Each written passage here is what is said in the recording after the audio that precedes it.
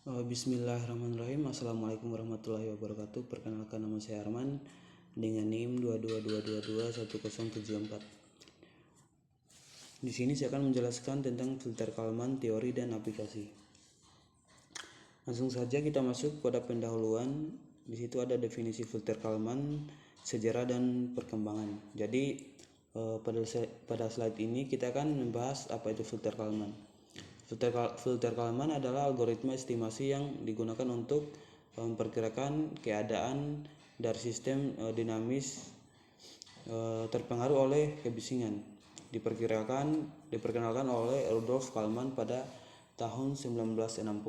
Algoritma ini telah menjadi fondasi dalam sistem kontrol dan pengolahan sinyal. Jadi selanjutnya konsep dasar. Apa itu estimasi dan mengapa kita membutuhkan filter dalam pengolahan sinyal? Selanjutnya mari kita lihat konsep dasar dari filter Kalman. Estimasi adalah proses memperkirakan nilai dari variabel yang tidak dapat diukur secara langsung.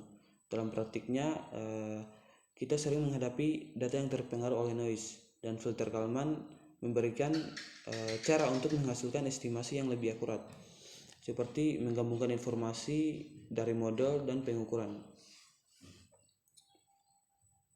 Berikutnya ada model matematis. Di situ ada 3 poin, yaitu persamaan keadaan, persamaan pengukuran, dan yang terakhir yaitu notasi dan penjelasan.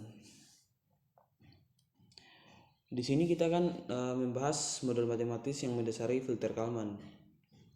Yang pertama yaitu persamaan keadaan, yaitu dia yang menggambarkan evolusi sistem dari waktu ke waktu.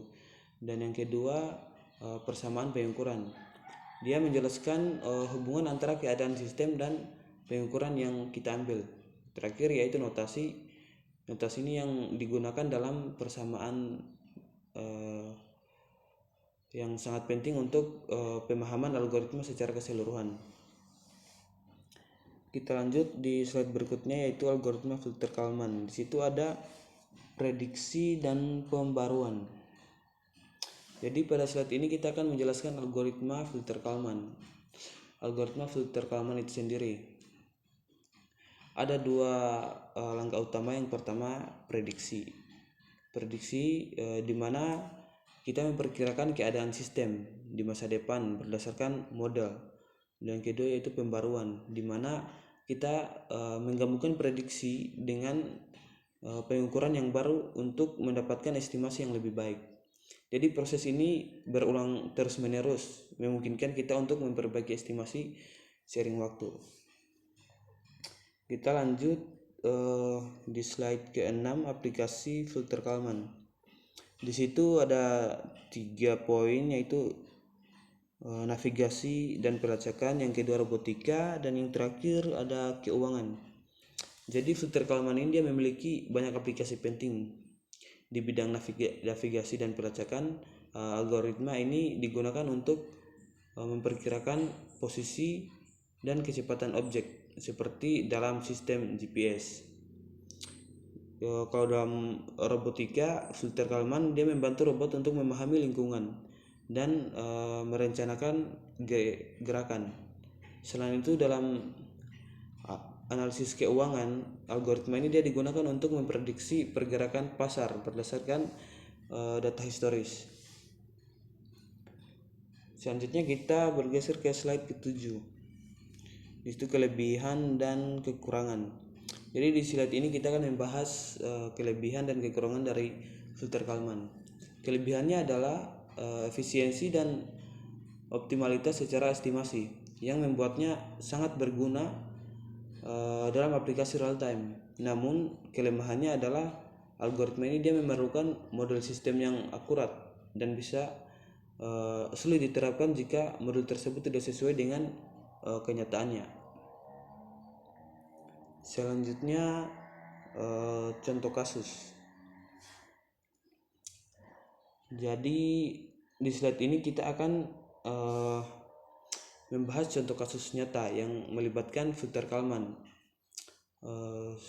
Contohnya seperti dalam pelacakan kendaraan menggunakan GPS.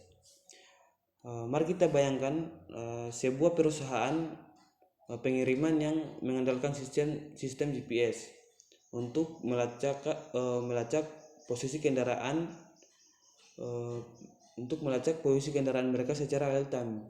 Meskipun GPS sangat berguna, data yang diterima seringkali terpengaruh oleh noise dan ketidakakuratan. Misalnya, seperti bangunan tinggi atau kondisi cuaca yang buruk, itu dapat mengganggu sinyal GPS sehingga posisi yang diterima tidak selalu akurat. Jadi untuk mengatasi masalah ini, perusahaan tersebut dapat menerapkan filter Kalman.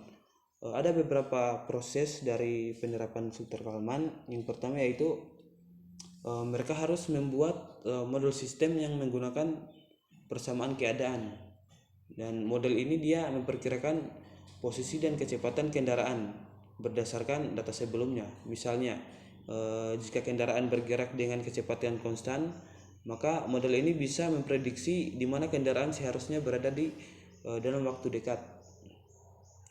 Dan langkah selanjutnya yaitu pengukuran. Jadi data posisi yang diterima dari GPS tadi dia berfungsi sebagai pengukuran. Namun kita harus ingat bahwa data ini seringkali terpengaruh oleh noise, artinya tidak selalu akurat. Jadi langkah berikutnya adalah proses estimasi. Proses estimasi dengan menggunakan filter Kalman, perusahaan tadi dapat menggabungkan prediksi posisi dari model dengan data GPS yang baru. Filter ini dia memberikan bobot yang sesuai untuk masing-masing sumber informasi, mempertimbangkan ketidakpastian dari prediksi dan pengukuran. Ini memungkinkan mereka untuk mendapatkan estimasi posisi kendaraan yang lebih akurat. Dan setelah menerapkan filter Kalman tadi, perusahaan tadi akan menemukan bahwa akurasi pelacakan posisi kendaraan akan meningkat secara signifikan, dan hal ini tidak hanya membantu mereka memantau kendaraan dengan lebih efektif, tetapi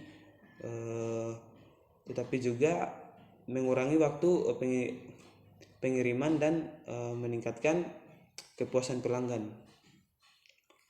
Dan yang terakhir adalah kesimpulan. Jadi sebagai kesimpulan, filter Kalman adalah alat yang sangat berguna dalam pengolahan sinyal dan estimasi. Dengan kemampuannya untuk mengurangi noise dan memberikan estimasi yang akurat, algoritma ini dapat menjadi penting dalam berbagai aplikasi teknik dan ilmiah. Jadi itu saja dari saya. Saya akhiri, billahi taufiq wal hidayah. Assalamualaikum warahmatullahi wabarakatuh.